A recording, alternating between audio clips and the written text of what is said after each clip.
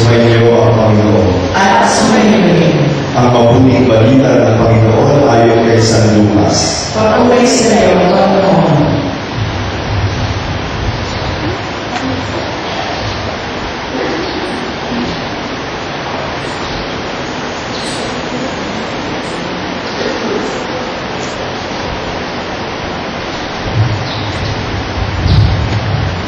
Noong panahong iyon, ipinahayag ni Maria ang awit na ito.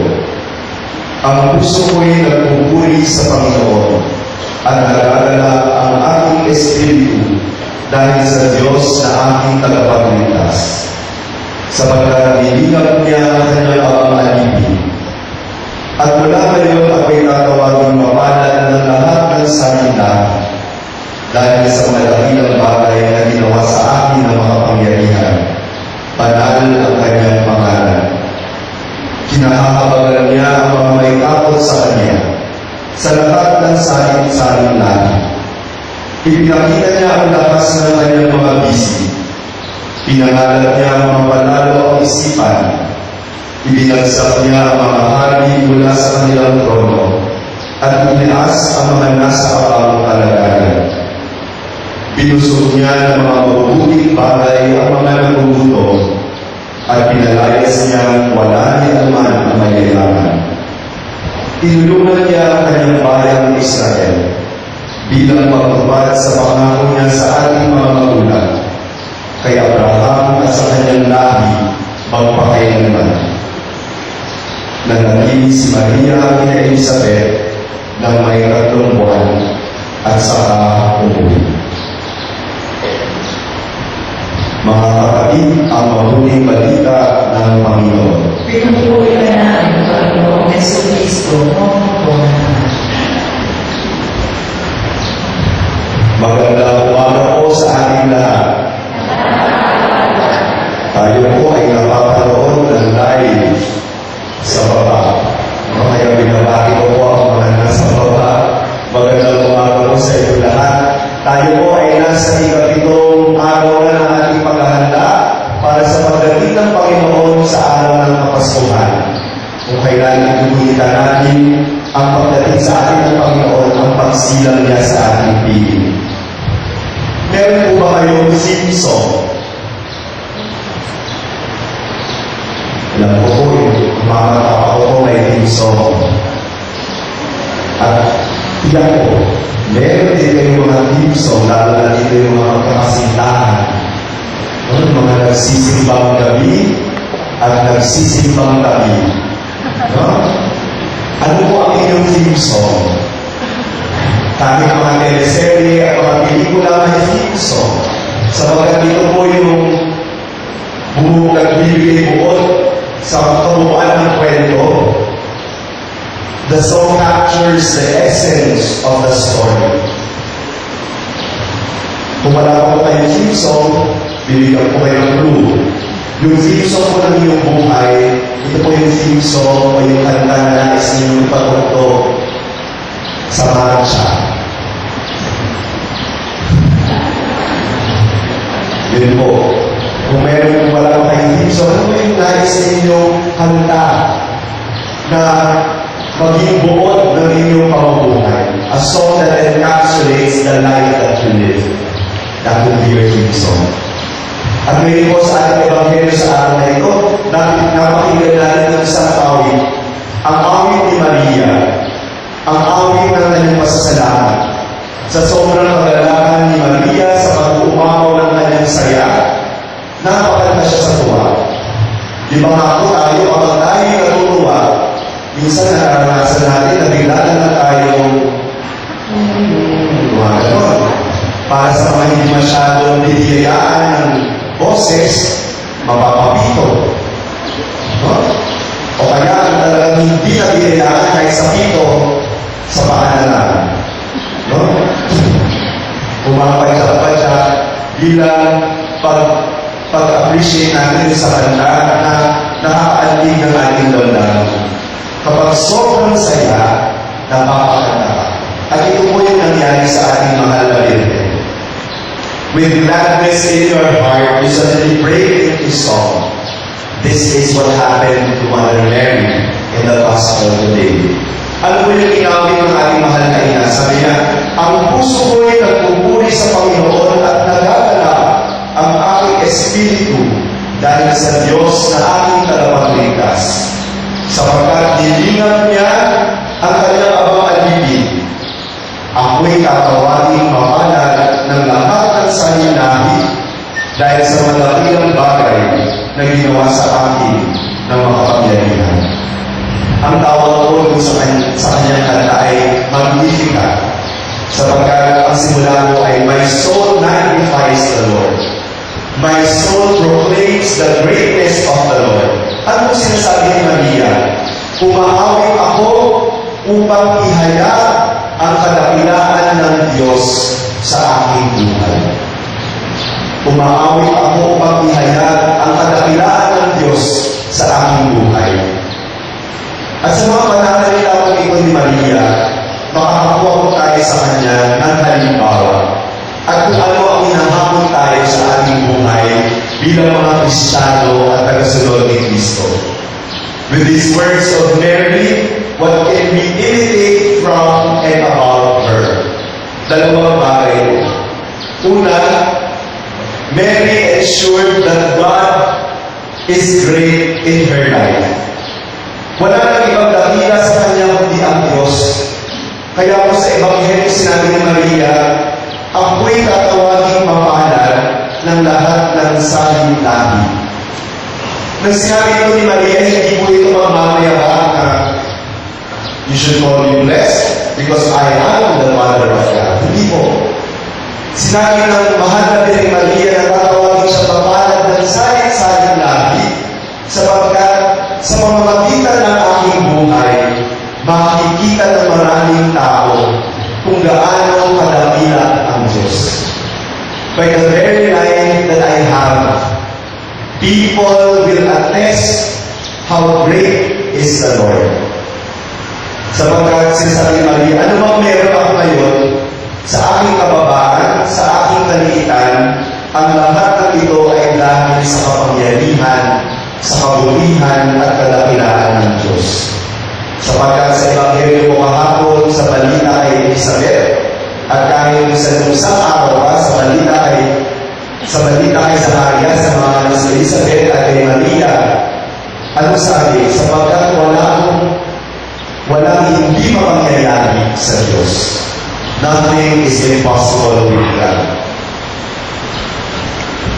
Tandaan po natin na kapag ang Diyos ay nasa ating buhay, lahat ng bagay nagiging kahanga-hanga at kagilagilas. With God in our lives, nothing is ordinary. Everything becomes extraordinary. Kahapon po, sa mapayapang bahagi sa Petro, ako po ay nag-bless ng isang bahay at dahil kapag ito panahon po medyo traffic sa Petro. Sa aming sasakyan, nung ako'y natin ng pabalik, yung isang matanda po, mga more than 70 plus na siya years old, at habang kami nasa sasakyan, pwede ko siya ng kwento sa kanyang mga pinagdaanan. Tapos habang ng kwento niya lang, pinagdaanan niya, nung siya'y bata pa. So ganun po ka-traffic, wala ko ka-bata, kasakit pagkatanda, ay kwento niya, nabanggit niya. At nung malapit na kami bumaba, yung sabi lang po ni Sister, alam mo, Father, tinitingnan ko po ang aking buhay at nagpapasalamat lang po ako sa Panginoon kasi mahal pa rin ako ng Panginoon. Ang daming pinagdaanan ng matandang ito, yung kahirapan nila sa buhay, no? Pero sa kabila ng lahat ng ito, sinasabi niya, mahal pa rin ako ng Panginoon. Ang una pong hamon sa atin ng Magnificat ng Ebanghelyo sa araw na ito ay makita ang kadakilaan ng Diyos sa ating buhay.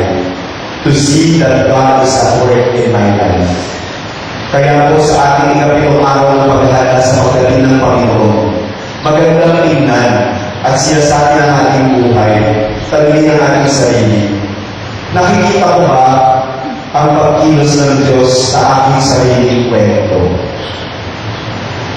Nakikita ko ba ang pagkilos ng Diyos sa aking sariling kwento?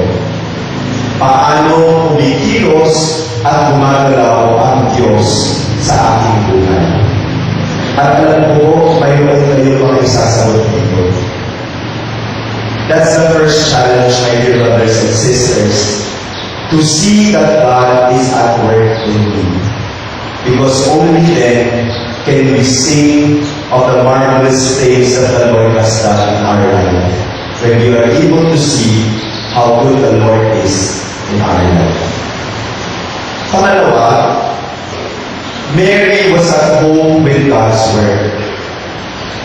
Unang-una, sapagkat ang mahal na Birheng Maria mismo ang magdadala sa kanyang sinapupunan ng salita.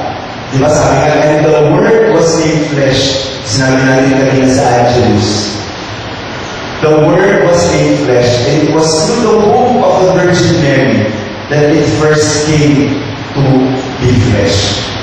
Kaya kung masasabi natin that Mary was at home with the Word of God. Palagay ang mahal na Birheng Maria sa salita ng Diyos. Nananahan si Maria sa salita ng Diyos.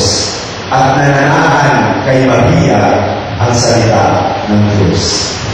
Ang mga salita kong sinabi ni Maria sa Magnificat ay sabay original at hindi original.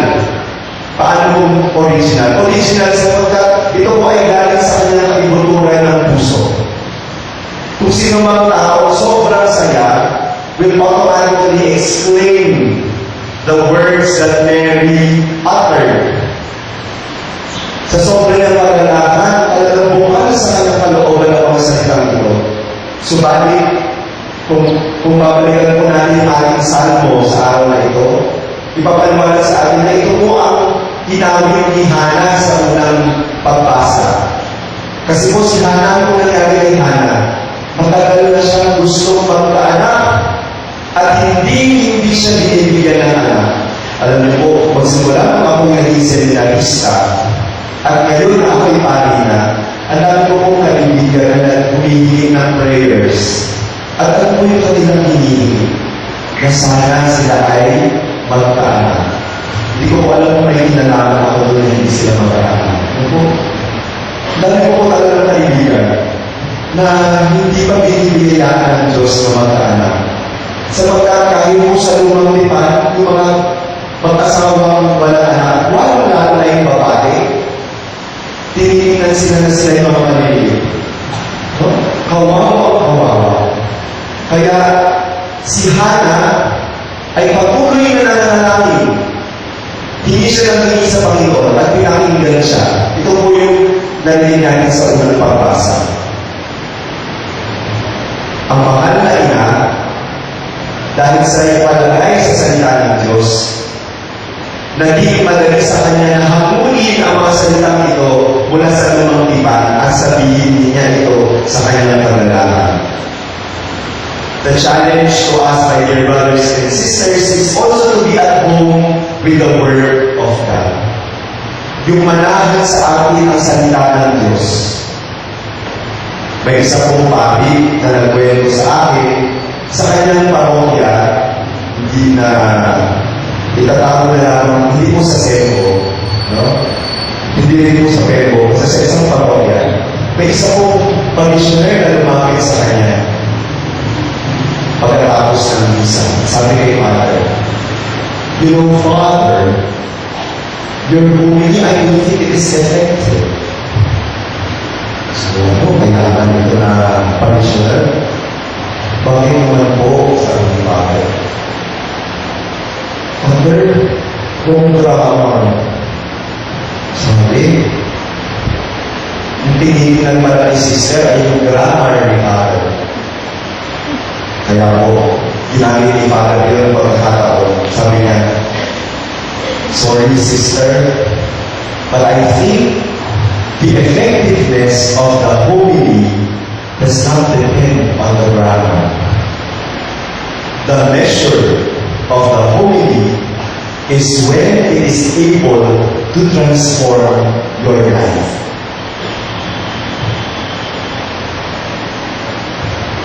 Amen, si sister. I think it is true. The effectiveness of the homily or the word that we hear is if it is able to transform our lives. Alam niyo, araw-araw tayo nagsisimbang gabi. Ikapitong araw na ito. Linggo-linggo din tayo nagsisimba at nakikinig sa salita ng Diyos. Ang dami na natin narinig mula sa paring maliit o mula sa paring maliit. Ang dami na natin narinig iba't ibang paring. Pero ang tanong, does the Word of God really penetrate our hearts? Is it able to transform our lives? O baka naman, pagkatapos ng misa, magagamitin pa rin ako. Pagkatapos ng misa, nahanapan pa rin ako ng sungit at katabayan. Pagkatapos ng misa, mahalay pa rin ang isip ko. O pagkatapos ng misa, chismosa pa rin ako. At wala na akong nakita maganda sa kapwa ko. Mapanlait pa rin ako. Matigas pa rin ang ulo ko at pasawayan. Nagsisinungaling pa rin ako at nanloloko, nanlalamang sa kapwa. My dear brothers and sisters, the Eucharist, the word that we hear from each Mass should be able to transform our lives. At magandang tanungin ang ating mga sarili. Ngayong ikapitong araw na napaghanda sa kapistahan ng kapanganahan ng ating Panginoon, may nabago na ba sa akin? Binabago nga ba ng Santa Misa ang aking buhay? My dear brothers and sisters, the challenge of today's Gospel is that our lives become a song. Sana yung ating buhay ay maging isang awit ng papuri at papasalamat sa Diyos. That by our very lives, we are able to sing a hymn of praise to God. Sapagkat malay tayo sa lahat ng mabubuting gawa, mabubuting bagay na pinagkakaroon at ginagawa niya sa ating buhay. Sana po, sa bawat krisis o sa bawat paghihirap na aming nalalagpasan, masasabi natin, yung sinasabi ni Nanay Julicia, thank you, Lord. Thank you. Thank you, Lord, sapagkat naitawid mo ako.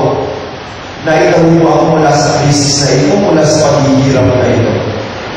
Thank you, Lord. If we are able to say thank you every day to the Lord, we will be able to have and make our life a song of praise to God. Let us be thankful for everything that the Lord does for our lives. At sana po yung ating buhay ay hindi maging litanya lamang ng mga hinanakit, ng mga daing, ng mga sama ng loob, kundi isang papulit pasasalamat sa kadakilaan ginagawa sa ating ng Diyos sa bawat araw ng ating buhay. Amen.